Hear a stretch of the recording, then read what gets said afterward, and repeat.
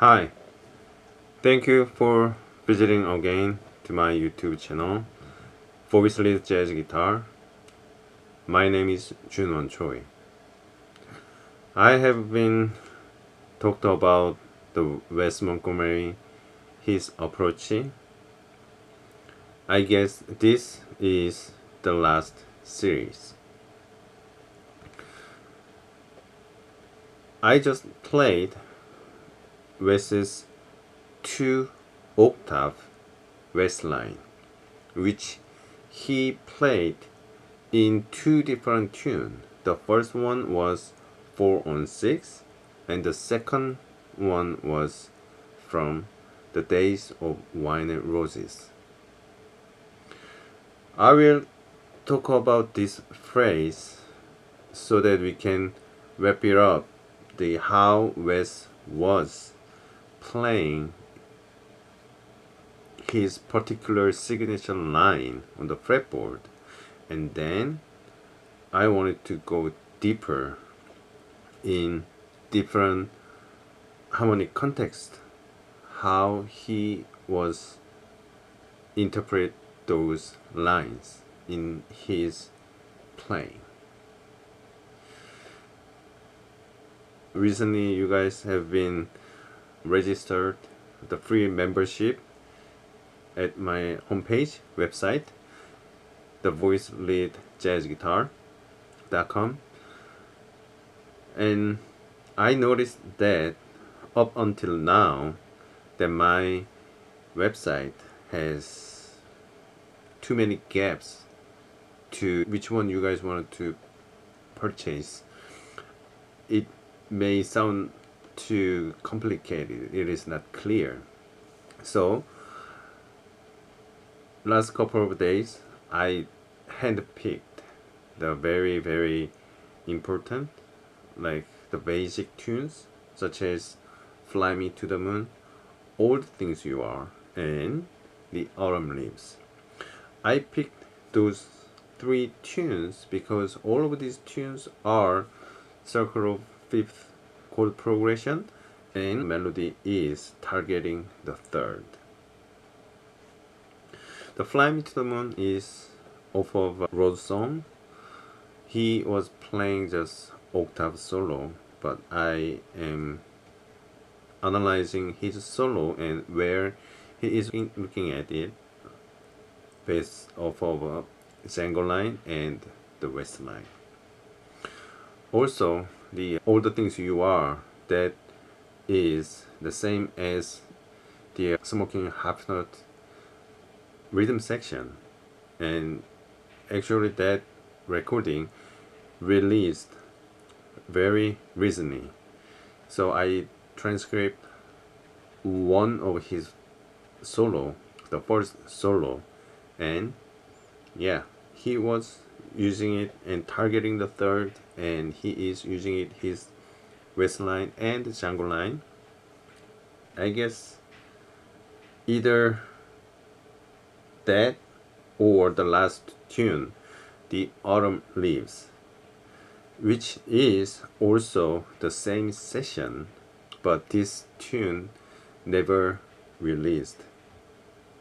I don't know why the Resonance recording labels, why they did not include this particular recordings, but I reached out to the Richie Hart a couple of years ago that I found out there is this recording, so I got from him and I transcribed the first solo of The Autumn Leaves. I analyzed his solo and I was showing you that where you can play that line. The Autumn Leaves, he played in D minor because the beginning chord is G minor 7, so that he could use the same G minor 7 West line over the tune. So yeah, he played similar, not really the same, but the similar 2-octave line in that same solo.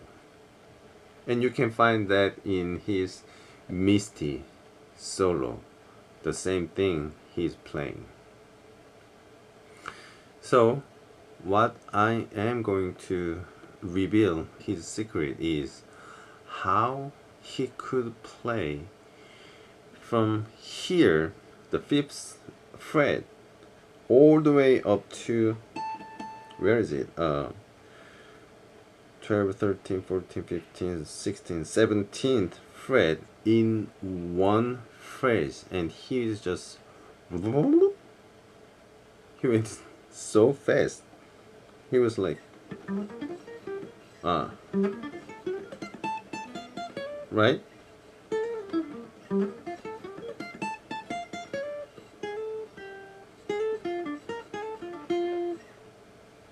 I will teach you how he was playing in this particular line. He's not playing over here like most guitar players would play. Maybe many players are just playing over here, but no, he's playing from here to there. Okay? So he begins the phrase from this descending line.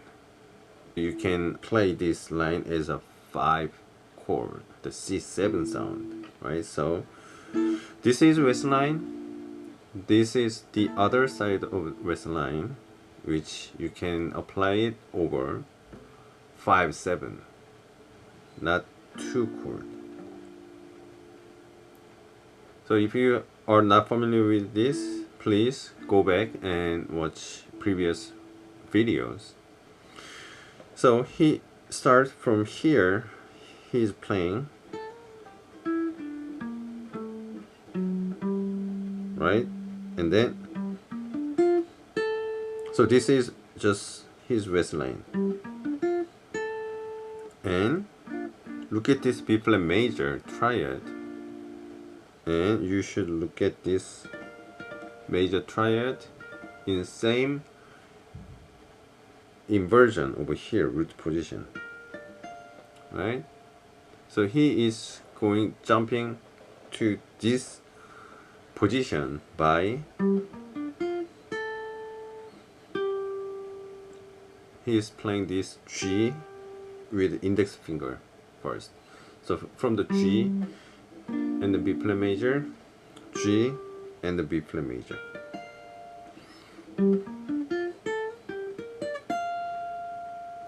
Okay? And then this phrase is also the same, because he could play that. It is just in the same structure, same shape, and even the same fingering.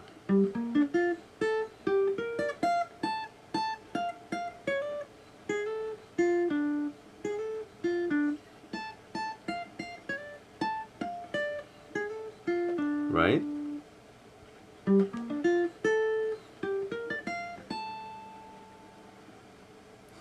And in the Days of Wine and Roses, he starts with the same descending line first.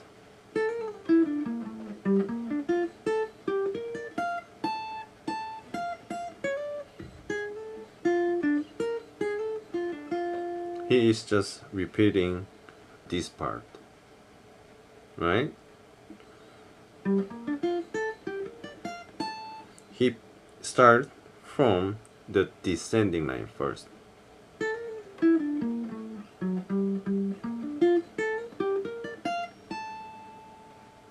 Right? Okay, why this is important? Because it can be stretched out and cover whole instrument. Also,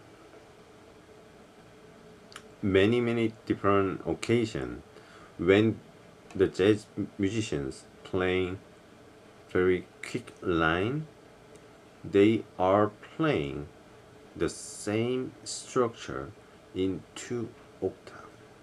The same fingering in 2 octaves. The best example is the blues scale, or even the Django line. Django line is already, we can see in this structure, this is already in 2 octaves. So something like that, like piano player or saxophone player, when they wanted to play the same phrase down here and up there, they are repeating themselves. We can use that, we can use this structure to make that effect. That is what Wes was doing when he was playing, and then he plays down here, right? This is almost end of his career.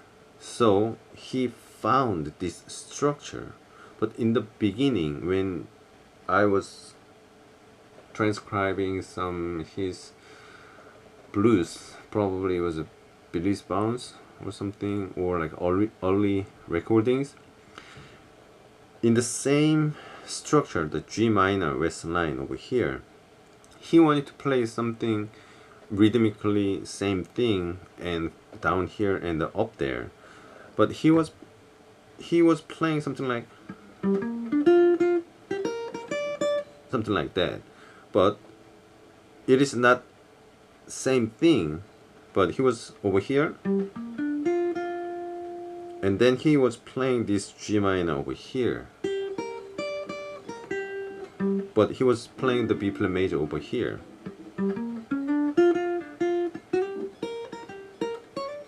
Something like that, rhythmically repeating, but not really same phrase twice. But in context of the blues, maybe we are going to the G minor blues, he could play like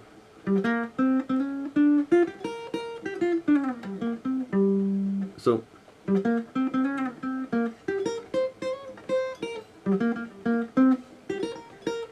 Something like this, everyone plays, right? In this same structure. We can have it under our finger and you can see it. And the fingering is just the same thing. So it is much easier to pull out something like that. And also Wes is really the master of rhythmic playing and also the melodic playing. He was trying to find this structure for all of his career, so that this era he plays this a lot. I cannot say enough to how important this structure is, because I think I mentioned earlier about the A form and the B form as a shell voicing on the piano, the jazz piano learners. That is the basic stuff they need to learn. So on the guitar, we have A form, B form, which is same as the shell voicing. But the West line and the Django line is also the A form and the B form, because the shell voicing only cannot make sounds really like a jazz. The shell voicing is just a bass structure, but then we need to apply something on the upper structure, so they make lines more like jazz. So the upper structure to play and to apply the upper structure on the fretboard, the West line and the Django line is two main pillar. or column or the backbone.